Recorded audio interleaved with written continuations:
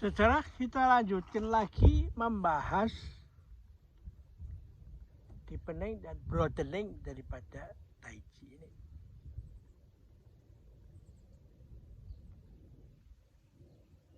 Apa yang ketika manusia menghadapi satu masalah dan menemukan jawabannya, ternyata jawaban itu ya masih bersifat sementara, dan pada saatnya nanti jawaban itu menimbulkan masalah yang baru yang tidak kalah sulitnya dari yang sebelumnya. Jadi dengan demikian maka hidup ini memang nggak bisa lain terus menerus berubah itu. Ya. Sehingga apa yang dikatakan oleh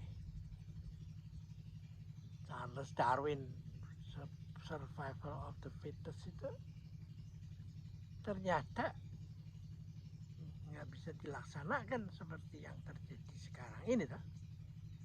Semua berlomba menguasai semua, akhirnya globalisasi yang dieluk-elukkan itu untuk mengkoreksi nasionalisme yang berlebih-lebihan itu menimbulkan masalah baru. Sehingga dengan konsep dehilirisasi maka bisa terjadi deglobalisasi. Nah, lalu apa yang mesti kita kerjakan? Nah, orang yang kaya, sudah kaya ya tentu butuh pengamanan kan,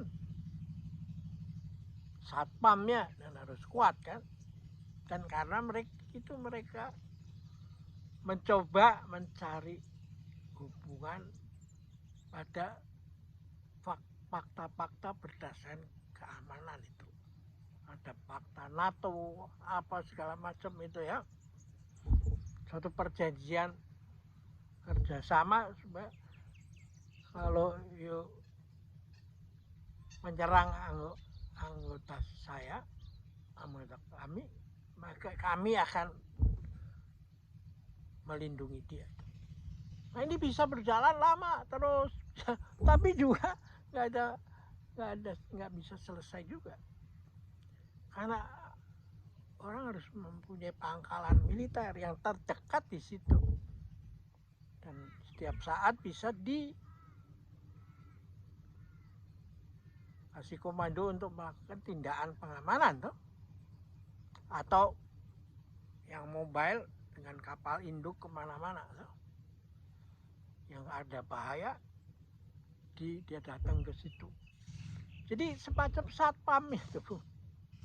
Tapi akhirnya ongkosnya juga nggak ketulungan untuk membiayai satu fakta pertahanan itu. Ongkosnya juga besar. Dan sehingga akhirnya APBN dari negara yang dilindungi itu uangnya dipakai untuk membayar satpam itu lagi. Jadi akhirnya memang budaya adalah cara pengamanan yang paling murah itu. Ya. Nah, ini yang terjadi di Nusantara ini, yaitu dengan adanya jalan rempah. Orang mencari rempah, lalu terjadilah titik temu pasar itu, toko-toko, ketemuan ini orang, pemikiran apa segala macam, dan itu ternyata lebih penting di masa depan itu. Meskipun tetap harus disiapkan stake kalau ada sesuatu yang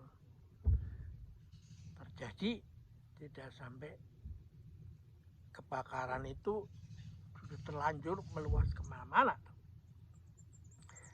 Nah, Jadi inilah saatnya untuk mengevaluasi lagi